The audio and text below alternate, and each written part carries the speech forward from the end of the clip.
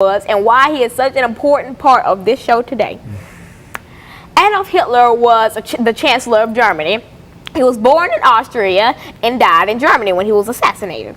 Now, he was an aggressive person growing up. He always was, and he grew up to be. He was the leader of the Nazi Party. What do you think of when you hear Nazi, the word Nazi? I think of Adolf Hitler again, and the leader of the party. Go on and speak to it. Now, Nazis were a group of people who basically thought that they were better than everybody else. Like, if I happened to walk down the street and I walked across a Nazi, I would get sneered at. I would probably get pushed or teased or laughed at because of the color of my skin, because I was African American.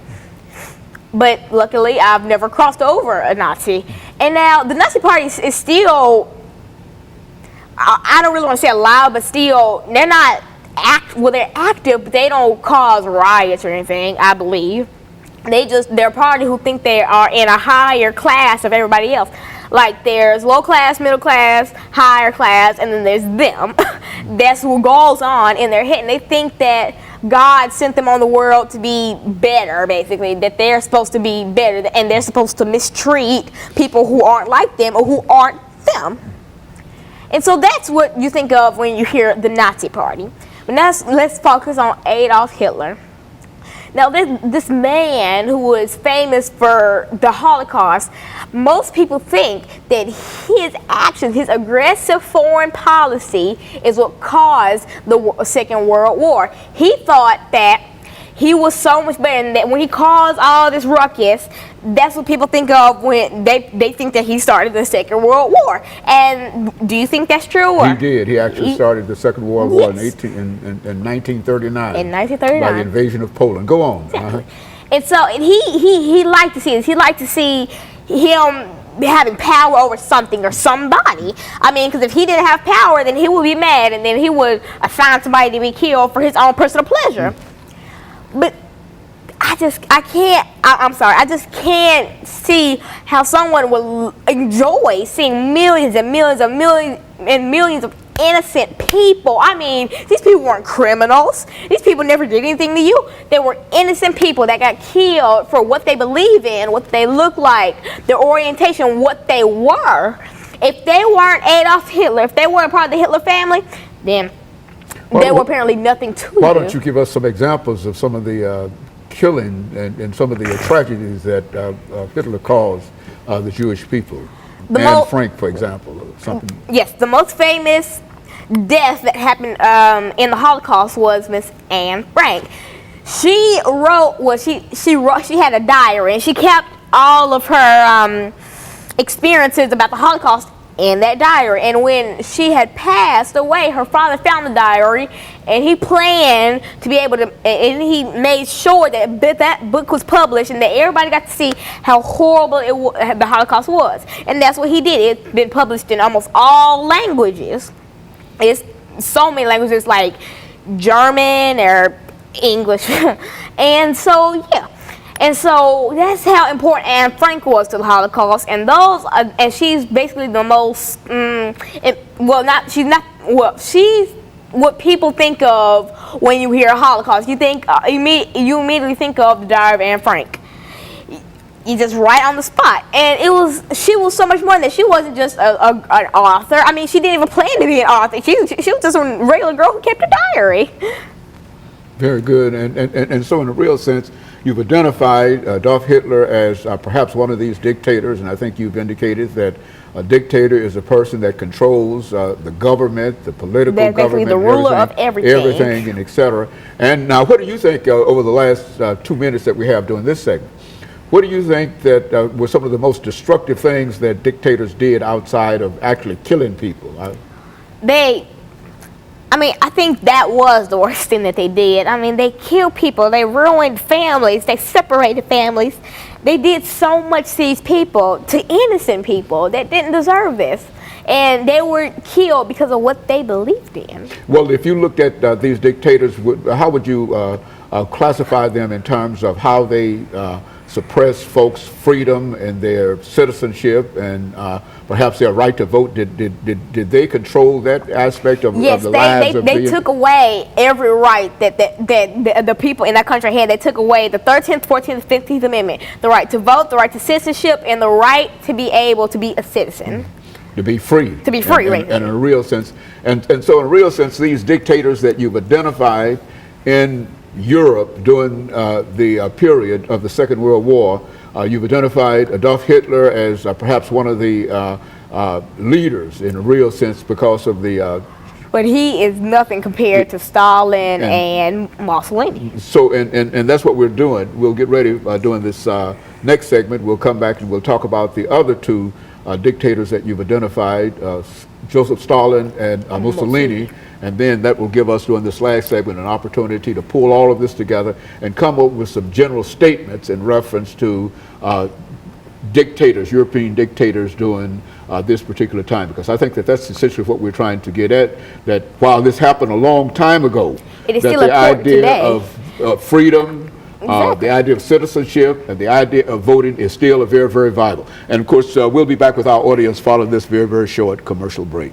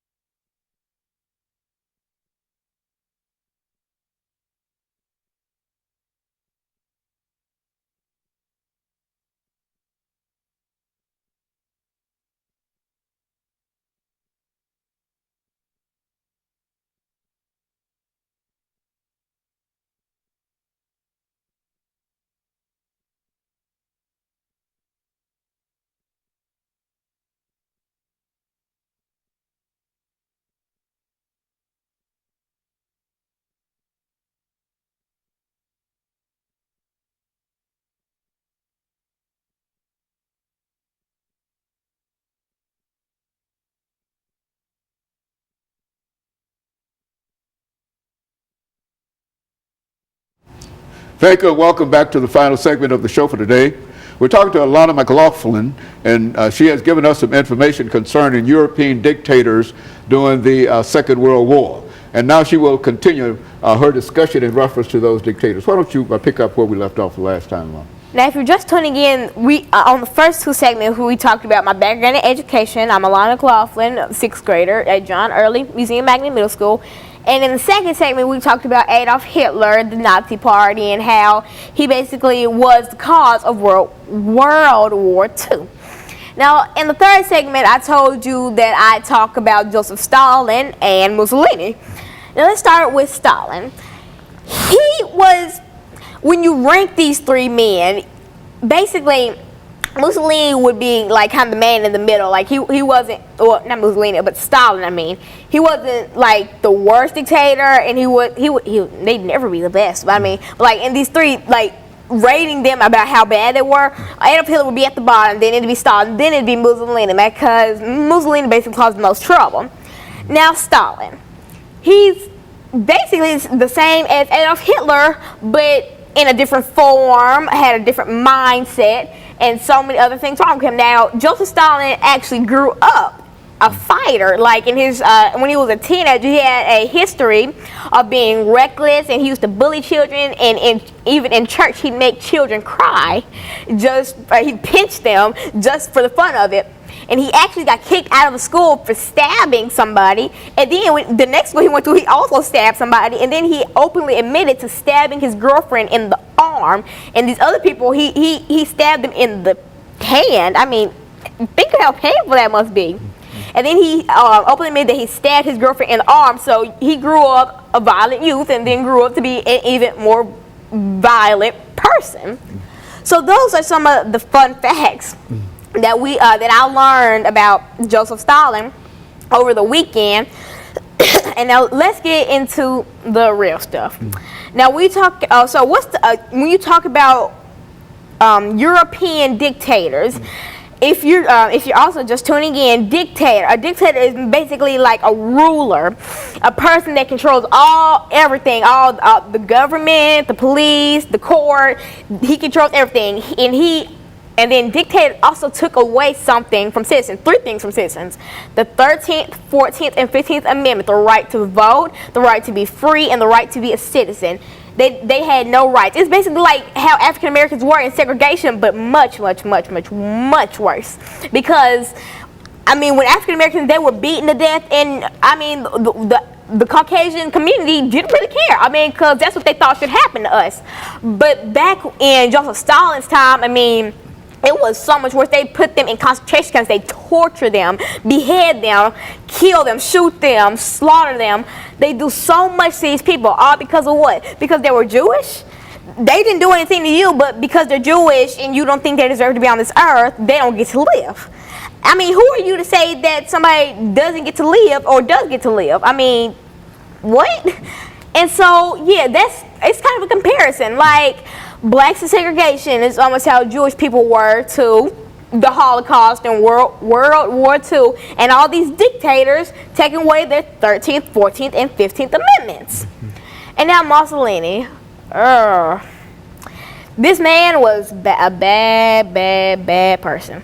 I mean, and he was a dictator, and he was just like Adolf Hitler and Stalin, but everything that they did, multiply that, he killed tens of millions of people. And I mean, that's what they all did, but why? What did they do to you? Did they steal something from you? No. Did they shoot your wife or your children? Oh, by the way, Mussolini had 7 children. Fun fact about him. But anyway, did they shoot one of your children? No. Did they try to steal one of your children? No. What did they do to you for you to kill tens of millions of your own people? You're supposed to be the guardian of these people, but you are just some evil being that decides you're going to kill them because they're not like you and because they don't want to follow you. And so I don't believe that's right. I don't think that's right at all. That's horrible.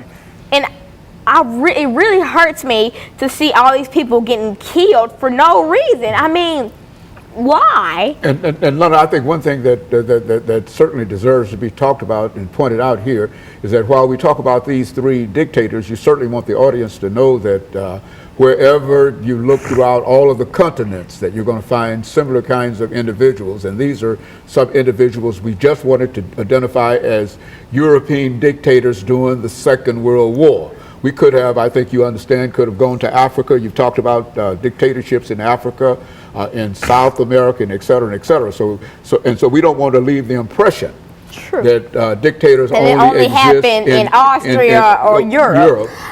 Everywhere. It's bullying, basically. I mean, bullying is, if I just kicked you right now, that would be bullying because I'm putting my hands on somebody else. If they didn't ask you to put your hands on them, then don't put your hands on them. I mean, killing is a type of bullying, and it happens everywhere. Being made to work in farms, bullying, you beating them, whipping them like the slaves were treated, bullying. And it's a matter of how big it is or how small it is. Small, getting pushed down in the hallway, that's kind of medium. You killing tens of millions of your own people, that breaks the scale right there.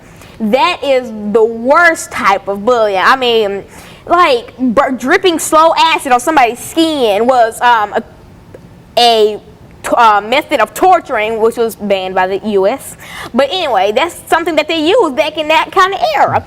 And so that's a type of bullying. You killing them and doing all this to them because what? Because they're Jewish or because they're black or because they're not like you. Well, Lana, look, in terms of all of this, these dictators that we've identified in Europe, and as well as the rest of the dictators all over the world, what are some of the things that you can tell people of your age this morning in terms of how they have to react and how they have to act to one another so that not only they might understand more about these individuals, but also be able to have a better attitude toward one another and toward parents and their relatives, and etc. At every school you go to, I mean, you can't just say this school doesn't have bullying. I mean, you may not know it, but every school has bullying. Every class has bullying.